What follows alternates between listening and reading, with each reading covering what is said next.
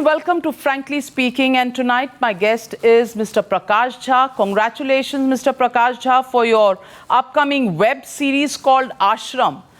And as everything else these days, it started off to a rather controversial note, bringing everything down to the lowest common denominator, which is religion. So you had to put out a disclaimer. Yes, I did because I, being a Hindu and revering great gurus and sants and gods and goddesses and rituals, because my mother was the one who gave me the mantra in my ear when I was growing up. So, वो कहते हैं मंत्र फूका था उन्होंने. So I am a devout believer and a follower of the religion, and I had often wondered as to why there are these people who bring disrepute to our great gurus and to our great sants and religion, and how they have commercialized and how they have utilized and used the faith of common man, innocent common people who entrust their faith. They get used and abused and exploited. And the web that these people kind of spread, and how they almost seep into every aspect of our social and personal lives. So when Max Player brought this very broad story, which was already written, I quite liked it, and I said, well, let's explore this aspect of our life, which is so prevalent, and people are scared to talk about it. But let's try and do talk about it with some responsibility, keeping the maryada of our religion, and making sure that nobody gets hurt. But those who do misuse it, they must be called out. How do you really look at the Baba culture? Not everyone is able to be discerning, and it does promote a lot of superstitions. But you say something about them, and immediately all hell breaks loose. Even if there is enough evidence of wrongdoing and the riches that these Babas really live in. So how have you handled this particular concept? Have you looked at a Baba who's exploiting his devotees? What's the theme? Well, it is exactly like that. It is from the point of view of the common people who do kind of fall into that trap. They seem to be doing good. They seem to be speaking good. They seem to be giving you the anchor, but actually they are not. Actually, they have no information, knowledge, devotion to the real religion and to the real spiritualism which our country is so famous for. They are just using and exploiting. So this kind of equation is what we have explored in this web series. So, Mr. Prakash, you've often come out and said whenever there have been controversies around the themes that you've picked up, the films that you've made, that they begin with a controversy. They are panned even before they are seen. And then gradually people realize the worth, not just in the making of the film, but the theme also. Like Lipstick Under My Burqa, Arakshan, Satyagrah. All of them, kind of looked at our societal issues, everything which is enmeshed with the thread of religion, with the thread of politics that is just so omnipresent. Do you think this is once again one of the similar kind of movies where you're going to have to flirt with more controversies? You're exactly right, and you have absolutely spoken the right thing. That is what exactly happens. Like, even before Arakshan was released, it was banned in 4 states. They had not even seen it. And when the picture got released, it was kind of like, there was absolutely not a whisper about, any controversy. Same thing happened with Rajniti, same thing happened with all the films. Like Lipstick Under My Burqa, they created such hullabaloo, and when the film released, there was nothing. So I am absolutely sure I take my freedom with responsibility, and I present both sides. And if there is something wrong, It's the story. The story will have to justify it, and if the story will have to engage you with its argument, with its drama, with its scenes, with its characters, with its movement. I'm basically trying to tell the story. Now, I am neither, for the Babas nor I am against it. It is for people to judge, and most of it is already in public domain. I mean, what is not there in public domain? Your channels have, gone, investigated, shown, kind of like, Yeah, expressed we've even everything. shown Babas being flown out when they've been captured. They've been caught being flown out in helicopters. Yes, it's already there. Everything is there in the public domain. There's nothing new I'm telling. But what I'm trying to do in this is that I am trying to weave the story from common, innocent masses. My protagonists are like that. A small little girl from a town, small little boy from a town, and young people, and people who have gotten invest. Now, what happens exactly is that when this structure gets set and everybody is feeding on each other, the Babas on his, operative disciples and the disciples on the Babas, it becomes very difficult when you try and shake the structure and they suddenly feel threatened. That may be the case, and they will they're shouting over the top. But I don't think that common people, common men who already know all about these Babas, they are going to kind of like support them. So, Mr. Prakash Jha, are you a true blue Bollywood individual, or are you a politician? Are you a small town Bihar, Patna, Jharkhand kind of a guy, or what are you? What is Prakash Jha? Who is he? Why don't you judge?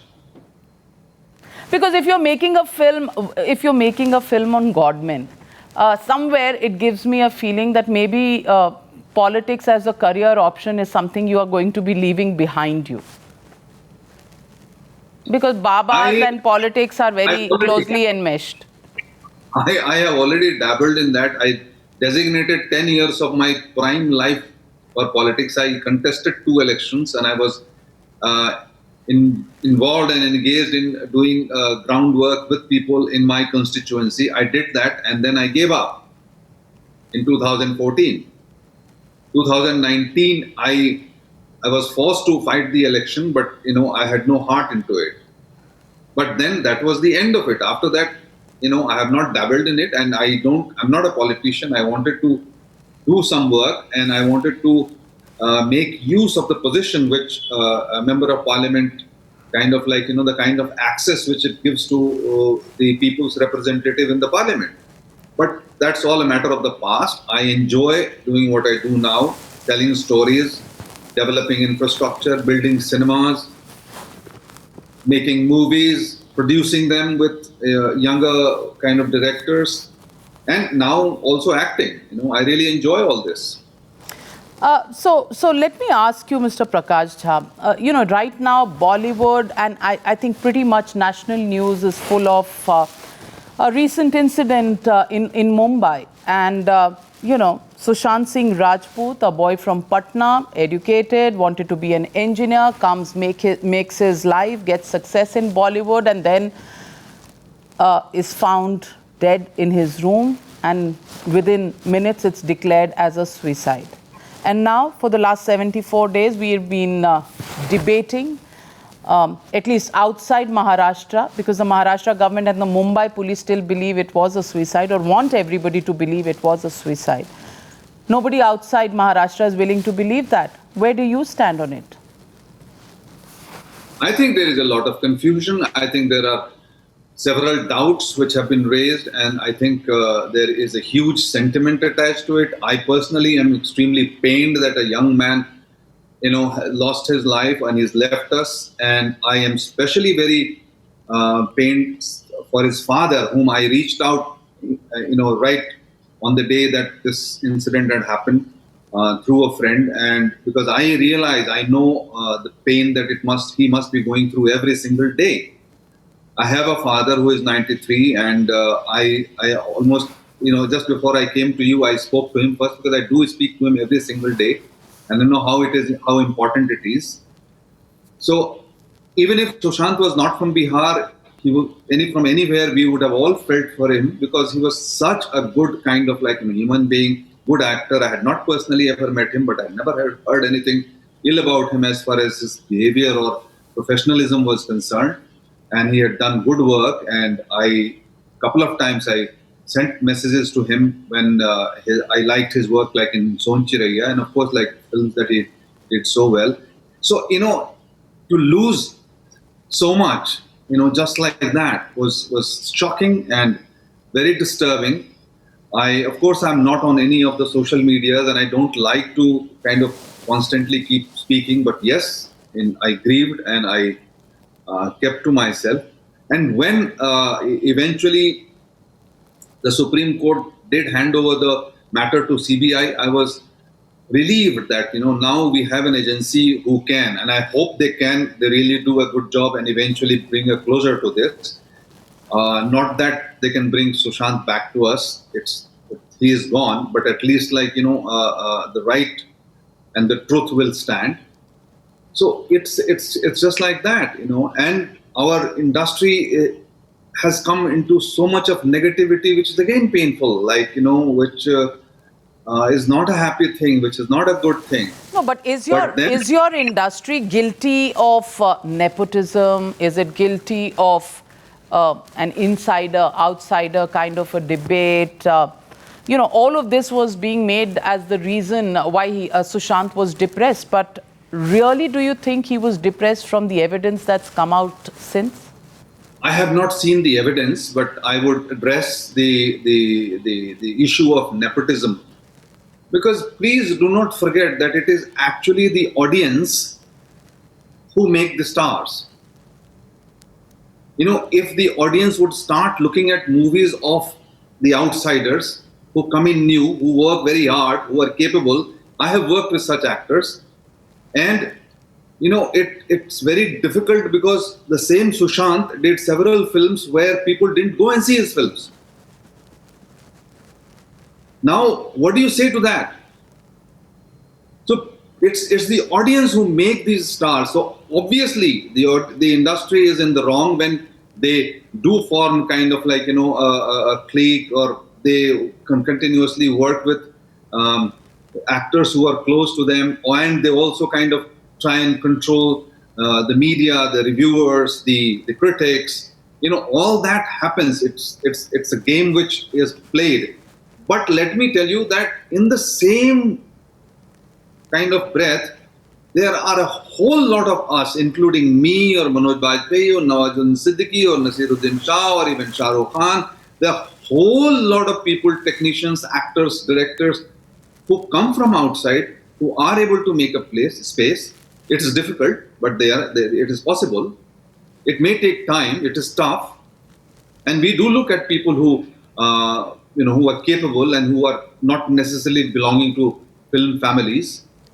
So, yes, I agree that this is one big time when we need introspection. We need to correct the course. And my kind of Vinati, I will be urging the audience who have so vehemently spoken about, the industry, that please understand that you are the one who has it, who have it in your hand to make a star.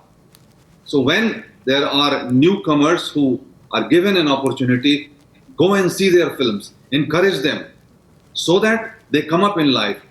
Because if you don't, then no proposal can be made, no chance can be given to people who are absolutely new and outsiders. You are the ones who will make outsider an insider. So, Mr. Prakash, in this entire case, what's also now coming out is the dark underbelly of Bollywood.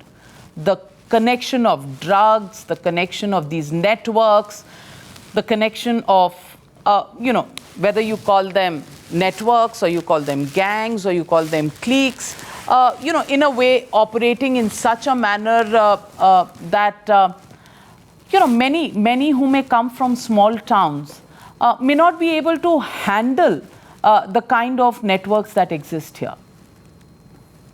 Yeah, but there are sub networks, like network around me is not like that. There are several other filmmakers who are able to work with people. But yes, Sushant was in big league. He was destined for much bigger glory. But let me tell you that what you are talking about is not known to us.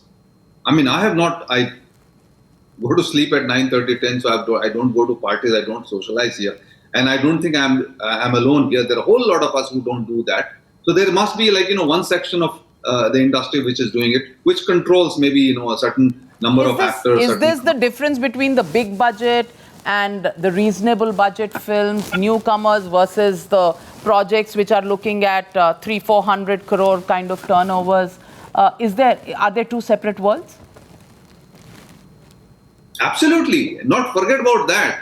Even us filmmakers, like I almost work in an island, I mean, there are a whole lot of fellow filmmakers like Sudhir Mishra or Anubhav or, several actors who work in my kind of films. And we seldom meet. We seldom talk. We seldom exchange, ideas or work or anything. So, it always happens that a certain number of people kind of like I reach out to people and they come to me. That's fine, but it's what you talk about is, I'm sure that it must be existing, but I'm not aware about it. I'm not aware about the kind of the clique or the drug or the mafia they are talking about. I'm sure that there are people who are functioning in that manner, who are trying to take control or who have already got control. But that has not prevented me from, doing what I want to do the way I want to do. I mean, yes, it is difficult. It is difficult to get big stars to work in your film, but because there are few and they've all, the business has changed. They all work like studios where whether it is Ajay Devgan or Akshay Kumar or Salman Khan or Shah Rukh Khan or Amir Khan or Hrithik Roshan and all these people, they almost like our studios because they are the ones who are the principal in the business.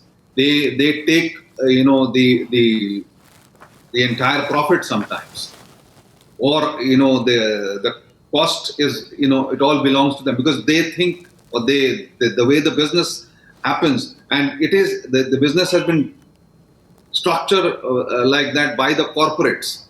So the directors or the producer, they're basically like just like hired for a job. So this whole structure needs to change. And how many independent producers and filmmakers and directors like me exist today? Very few. I mean, I'm able to produce a film called Lipstick Under My Burkha or Pariksha, which has just been released some time back and which has been loved by people with non-actors, non-commercial actors. I dare to do that and risk my money. But it is a difficult world, but it's not impossible to survive. We struggle. Of course, if you come to Mumbai and sort of you want success in 6 months, a year, 2 years, or things like that, that may not happen. It takes a lot of time and probably a bit of luck to get the opportunity at the right time. On Sushant Singh Rajput, there has been a huge public debate on whether this is really a media trial of the protagonist, accused number one, Rhea Chakrabarti. Very difficult for me to judge about this, but I will say that this constant hammering in the media definitely has kept it alive. There is something which eventually has impressed on the people and the courts and the governments and everybody else to bring it to this point.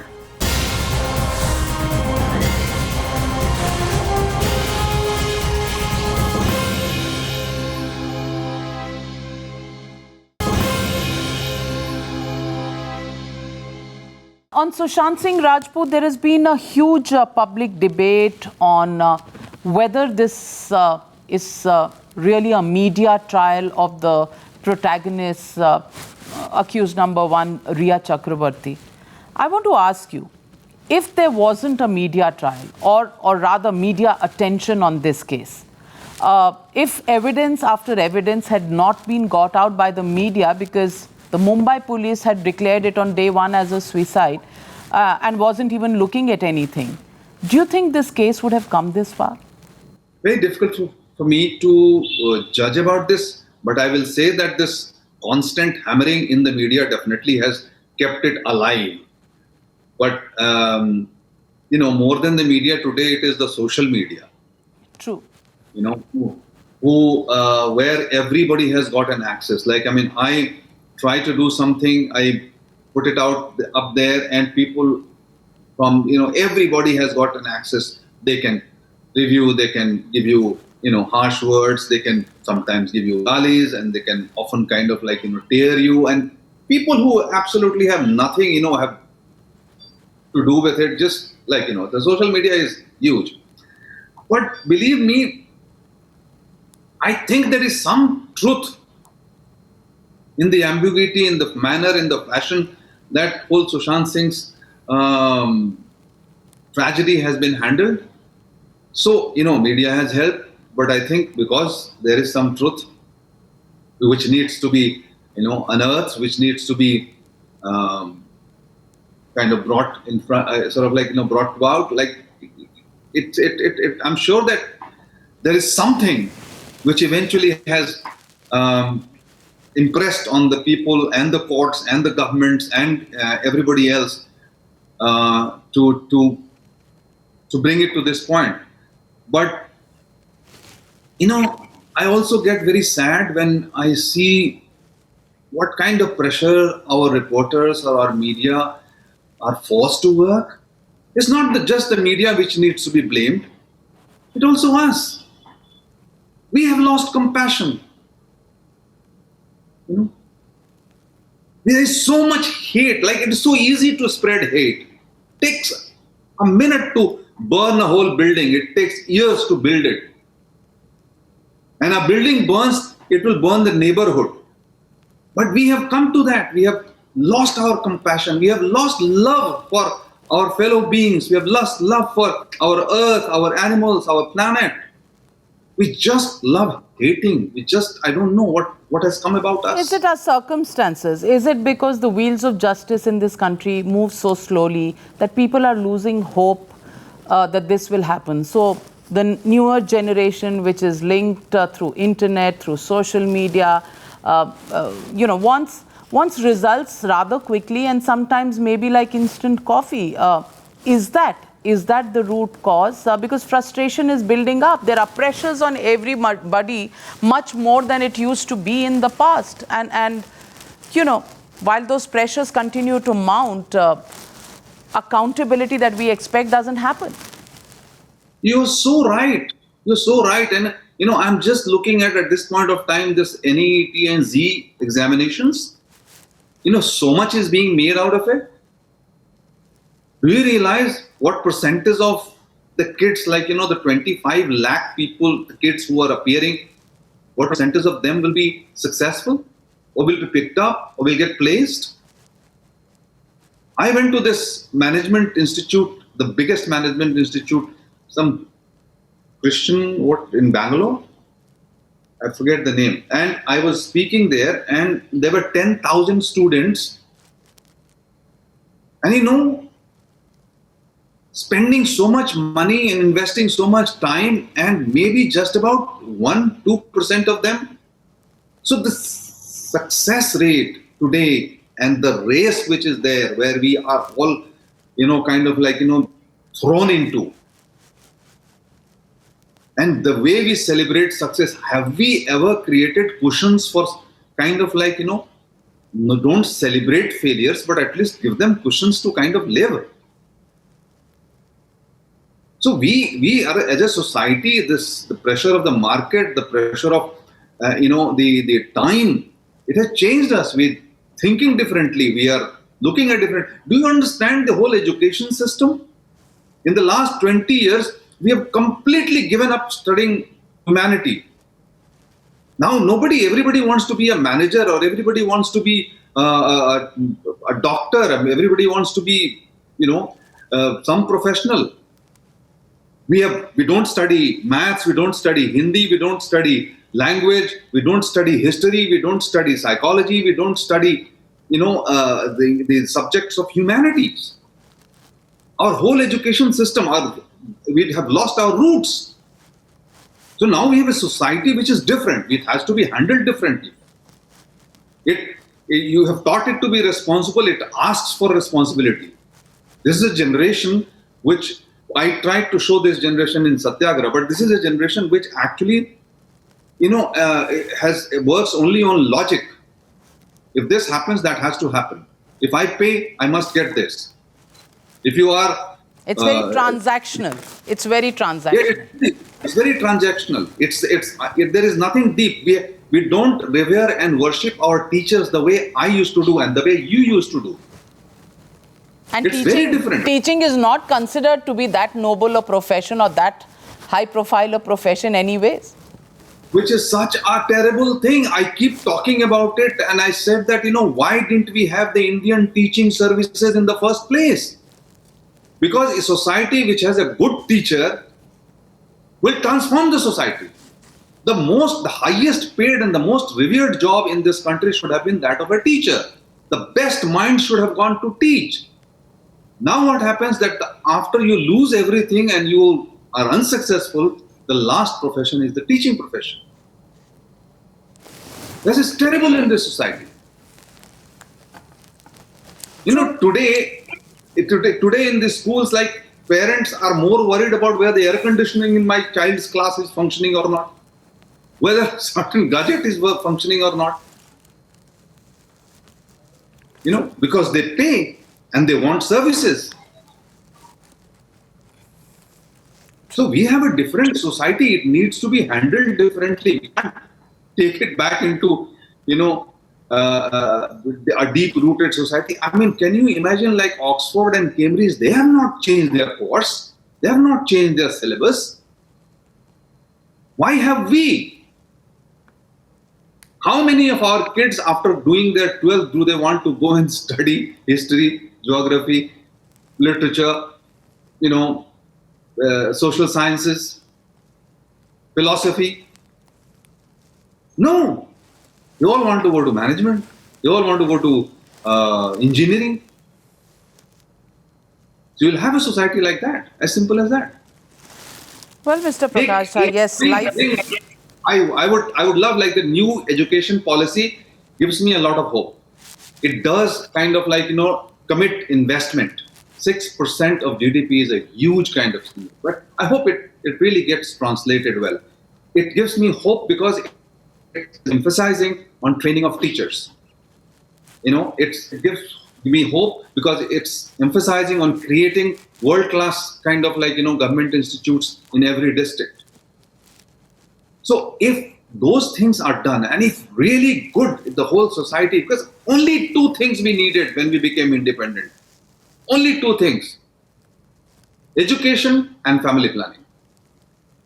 I don't know what our leaders did, what they wanted to bring about, in this country. Because, if we were educated, we would have done everything that we would have been a different society. If we had our, population under control, we would have been so much happier. True. Challenges increasing. You're right, creativity on the way out, transactional relationships on the way in, emotions on the way out, and instant reactions on the way in. Yes, it's the bane of our society, and sometimes it does take a heavy toll. Well, Absolutely. Yes, everybody says 2020 hasn't been that good a year. It's brought in too many challenges, much more than people have been able to handle across the world with the pandemic, etc., etc., etc. But I do hope for you, the world of creativity sees yet another feather in your cap with this film, Ashram, with this web series, because web series is probably the way to go. How you adapt to it, how much do you put in terms of expectations of this as the new medium that cinema is going to be expressing itself on?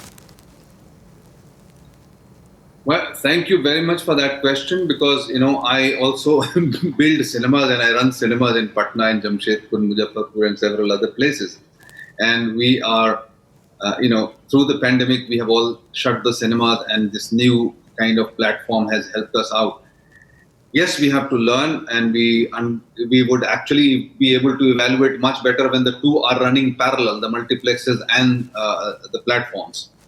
But yes, you are absolutely right. We need to adjust. We need to recalibrate ourselves to produce entertainment kind of content for the platform, which is very challenging because this is like cinema being brought to your home, content being brought to your home, and not the condition which is when you go to a theater, when you sit in a dark theater in your seat and you create a relationship with the screen, and you are part of it. So that's a different experience altogether, and this is completely different. Well, we're still learning to kind of like adjust to this medium and understand the challenges that this medium kind of like gives us in producing content. But I'm happy that there is an alternative where a whole lot of new employment will be generated, new content will be generated in terms of actors, technicians, and producers, and of course, big business. Um, but my first love, of course, is cinema. I I will continue to make films, and I'll continue to enjoy creating content for cinema. Thank you. Well, thank you very much, Mr. Prakash Jha. Thank you for joining me on Frankly Speaking, and I do wish you all success and all luck in your future endeavors, and hope in times to come we have more to celebrate rather than only talk about somber things. New beginnings is what we are looking at. Such a pleasure talking to you. Thank you very much. Thank you, Mr. Prakash.